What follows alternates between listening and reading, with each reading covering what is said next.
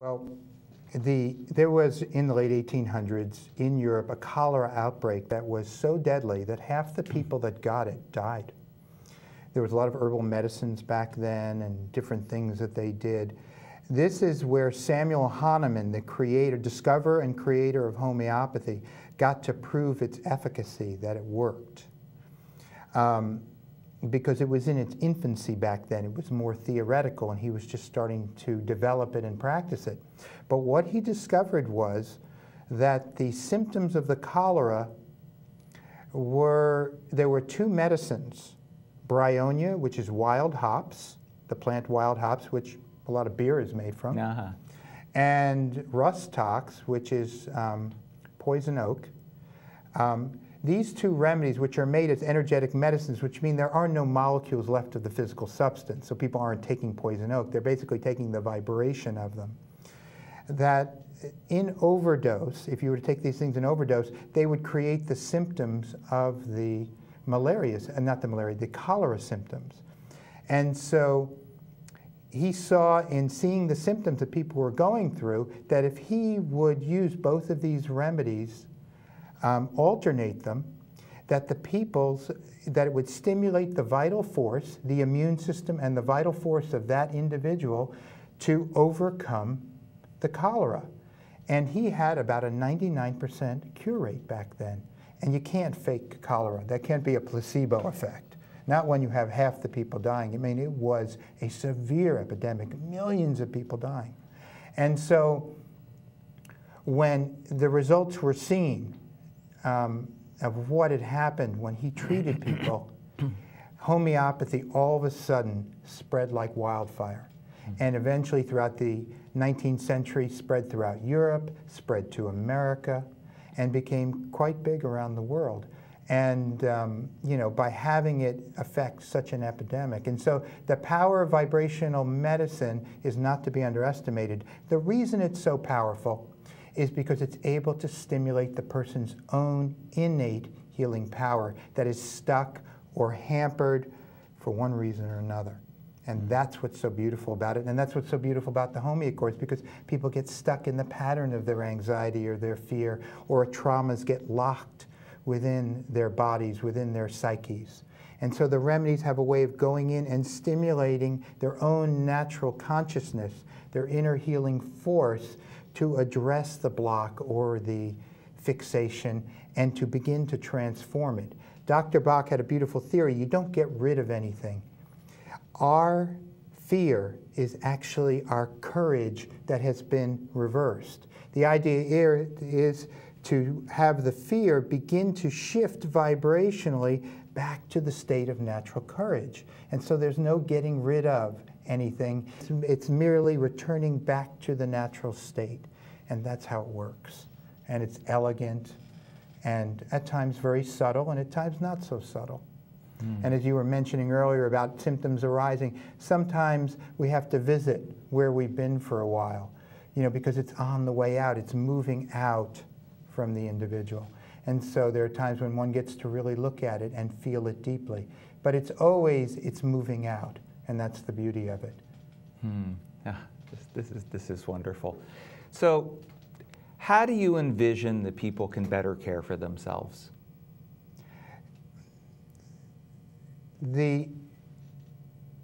a lot of ways people can better care for themselves. I think the most important that I've discovered, and that I continue to work with in myself, is the deep honoring of one's own feelings. I think the thing that gets us in the biggest trouble is when we suppress, repress our feelings and not naturally allow them to be present and to work with them. And there are lots of different ways to work with them, but the most important thing is to acknowledge them and, if necessary, give them voice. But at least inside ourselves say, this is what I'm really feeling, without an imposition that it should be any different than how it is. And then the other really important thing is to really know that the power lies within us to transform anything. And I mean anything, even down to the DNA, because in the book, The Biology of Belief, they talk about that the DNA is changeable, it's not fixed. and it is subject to change due to consciousness, as well as chemical intervention, things in the atmosphere. And so I think the understanding, and it's a belief, but beyond belief, I would say the cultivation of the knowing that we have the power within us to transform any thought, any feeling, any pattern, anything that's happened to us by first acknowledging it, embracing it, and then working with it in such a way that it can transform. And that's really important. And the other thing around healing that I think is really important is around self-care. And that's really listening to ourselves and really looking at the way we live our life, what we put in our body, how we move our body, the habits that we have. You know, are they serving our life or are they causing us suffering? And then to find the strength within to choose, to make a very deliberate and powerful choice, to choose those things that really help us and support us. And to look at, when we're not able to do that, what's standing in our way? And that's where the mental emotional work and the conditioning and the patterns of how might we be sabotaging our natural care and relaxing in our natural being. Because that's where presence, I believe, is. That's where the ability, there's a lot of talk these days, it's really in the zeitgeist of the world now about if we could just be present and embrace the moment and just be here.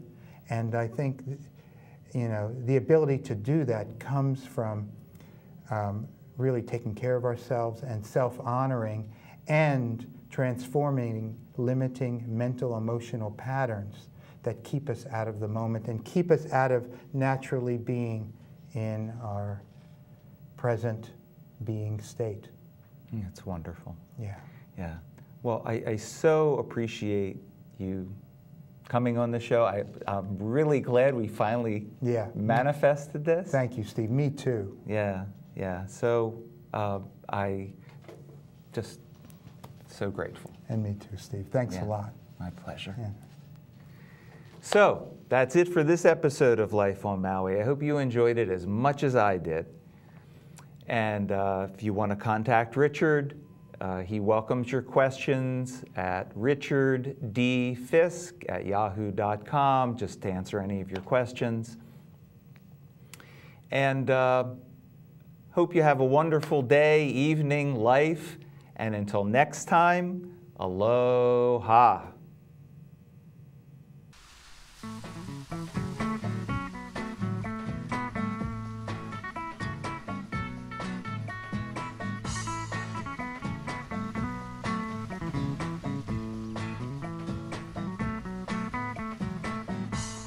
Crazy, but